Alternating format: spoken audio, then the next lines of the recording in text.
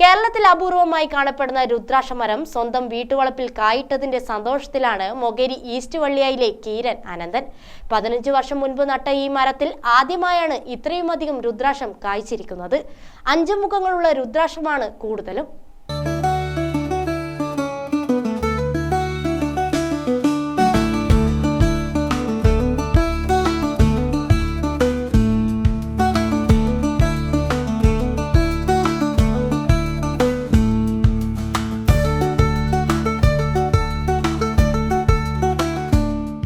തണുപ്പ് കൂടുതലുള്ള ഉത്തരേന്ത്യൻ സംസ്ഥാനങ്ങളിൽ ധാരാളമായി കാണപ്പെടുന്ന രുദ്രാക്ഷ മരം കേരളത്തിൽ വളരെ കുറവാണ്.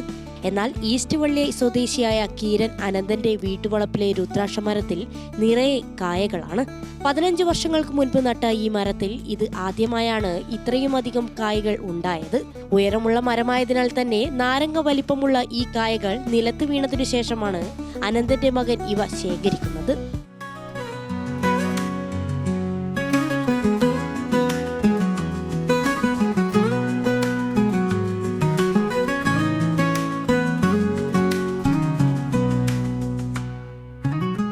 മരത്തിൽ നിന്നും താഴെ വീഴുന്ന കായകൾക്ക് വയലറ്റ് നിറമാണ് ഉണ്ടാകുക.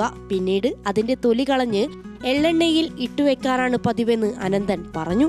രുദ്രാക്ഷത്തെക്കുറിച്ച് കൂടുതലായി ഒന്നും അറിയാത്തതിനാൽ തന്നെ യൂട്യൂബിൽ നോക്കിയാണ് രുദ്രാക്ഷം എള്ളെണ്ണയിൽ ഇട്ടുവെക്കണമെന്ന് മനസ്സിലാക്കിയതെന്നും രുദ്രാക്ഷത്തിന്റെ ഓരോ മുഖം മാറുന്നതിനനുസരിച്ച് അതിന്റെ മൂല്യം കൂടുമെന്നാണ് പറയപ്പെടുന്നതെന്നും അതിനാൽ വീഴുന്ന കായകളൊക്കെ തന്നെ ശേഖരിച്ചു വയ്ക്കാറാണെന്നും അനന്തൻ പറഞ്ഞു. രുദ്രാക്ഷ മരമാണ്. ഇതിന് 15 വർഷമായി ഇത് കുഴിച്ചിട്ടിട്ട്.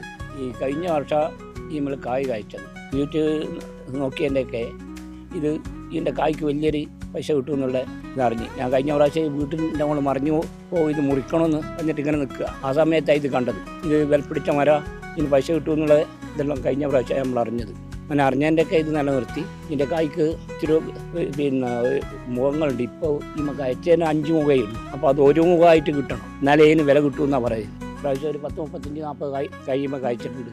ആദ്യം ഇത് കഴിച്ചതിൻ്റെയൊക്കെ നമ്മൾ കണ്ട് പിന്നെ അത് ആ കായിനെ കിട്ടിയില്ല. നമുക്കൊരു 10 പ്രാവശ്യം കിട്ടിയിട്ടുള്ളൂ. അത് കിട്ടിയാലും നമ്മൾ ശ്രദ്ധിച്ചിട്ട് എടുത്തു വെച്ച് ഇത് കണ്ടതിന് ശേഷം ഇതിൻ്റെ പ്രാധാന്യം നമ്മൾ മനസ്സിലാക്കുന്നില്ലല്ലോ. അങ്ങനെയാണ് എടുത്തു വെച്ചത്.